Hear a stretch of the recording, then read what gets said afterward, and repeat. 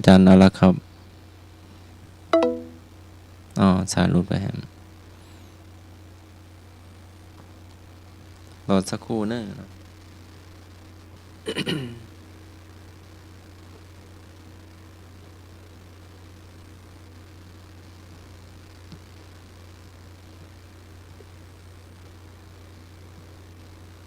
รายการธรรมะคลายเครียดเนาะวันนี้ช่วงแรกก็เป็นนมัสการครับครับพ่ออาจารย์กล่าวทักทายเนาะ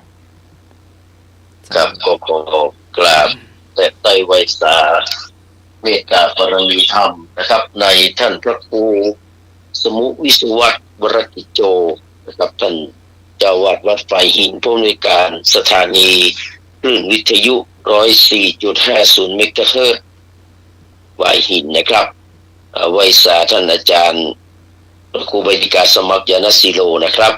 เชิญพรพ่ออาจารย์แล้วก็ไวสาเน้นท่านอาจารย์เน้นอารักษ์นะครับ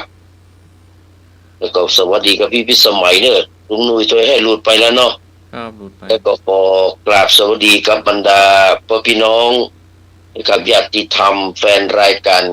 ธรรมะคลายเครียดทุกท่านนะครับที่รับฟังอยู่ต่างบ้านนะครับ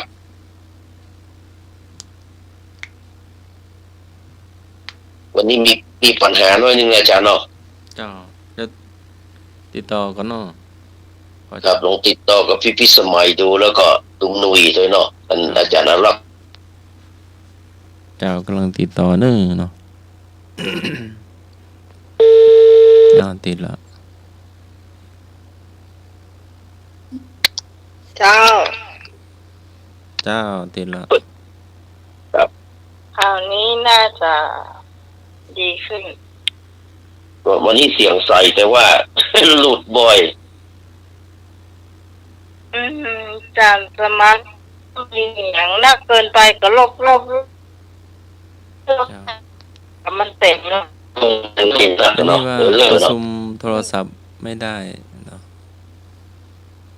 ก็เอาทีละคนมันชอบเสียงนักเกินไป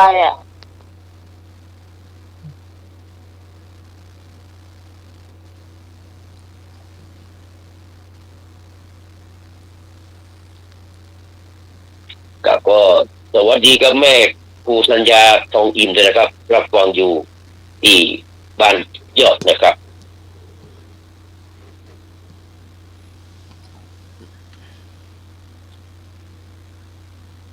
วันนี้มันน่าจะได้เปิดเพลงแล้วนะที่สมัยเนาะเปิดได้อยู่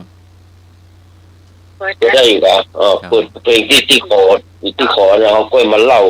แล้วก็มาถามเนาะคนอื่นก็ต้องกราบนมัสการพระทุกรูปทุกสการพระครูสมุยสวัสดิ์วรกิจโจเจ้าผู้ในการสถานีผู้ควบคุมเสียงแล้วก็เป็นเจ้าวาดวัดสายหินตัวนะเจ้าแล้วก็กราบนมัสการพระครู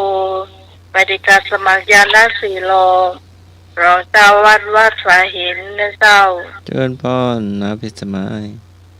แล้วก็สวัสดีพี่นัทเจสีนะเจ้าสวัสดีครับพี่พิสมัยครับก็ไอ้หน่วยรถไปประกรรมนะเจ้าแล้วก็น้ำเนนเอาละแต่พี่ก็รถไปเหมือนกันนะเจ้าเดี๋ยวประกรรมสารสมัคร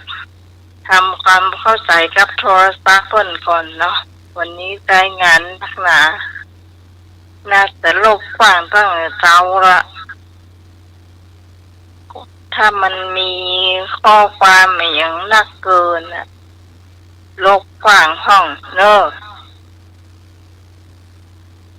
ขนาดเข้ามาหูนะเข้ามาเก่งนะเนาะแล้วเป็นงานเนาะครับแล้ว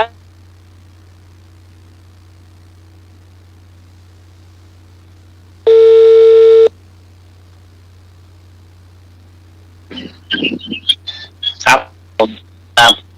บมาแล้วเนาะครับผมมาแล้วครับ จ้าร ายงานตัวเลย ครับผมขอกราบนอบน้อมพระเถรานุเถระทุกรูปทุกตนทุกองค์ครับผมถึงสามเณรน้อยทุกตนนะครับตามมาตรการอาจารย์พระครูสมุทรวิศวัตวรจิโตครับผมเดชถ่ายเวลานมาการแก้ครับตามมาตรการอาจารย์พระครูใบดิกาจังมาครับผม เจริญพรลุงหน่วย การอาจารย์เอาละครับผมครับสวัสดีพี่พิสมัยครับผมวันนี้ท่านนายเจสีครับผ โอ้ ม ยครับมือครับ มาคาแก้ทุกท่านทุกคนนะครับผมครับผมสวัสดีครับ วันนี้พี่กรณ์ขอเพลงหน่อยว่าขอเพลงก็กระเทียงกันตั้งวันนั้นแล้วนะสองคนนี่นะที่บ้านสวนพงนะเจ้า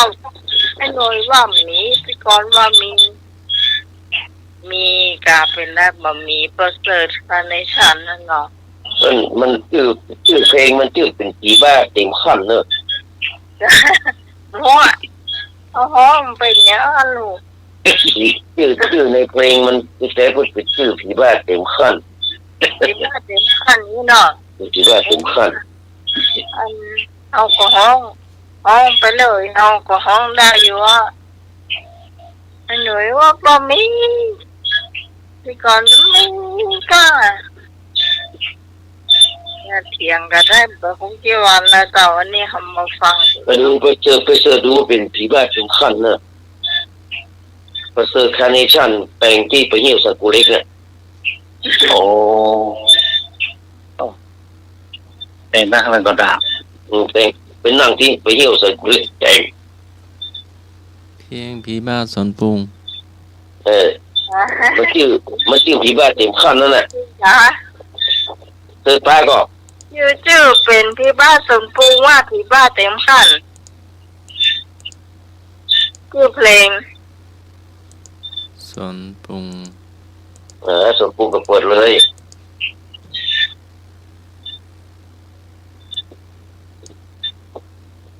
ผีบ้าสวนปรุง นี่อ่ะ ขึ้นกับอาจารย์ที่ว่าสมปรุงอ่ะ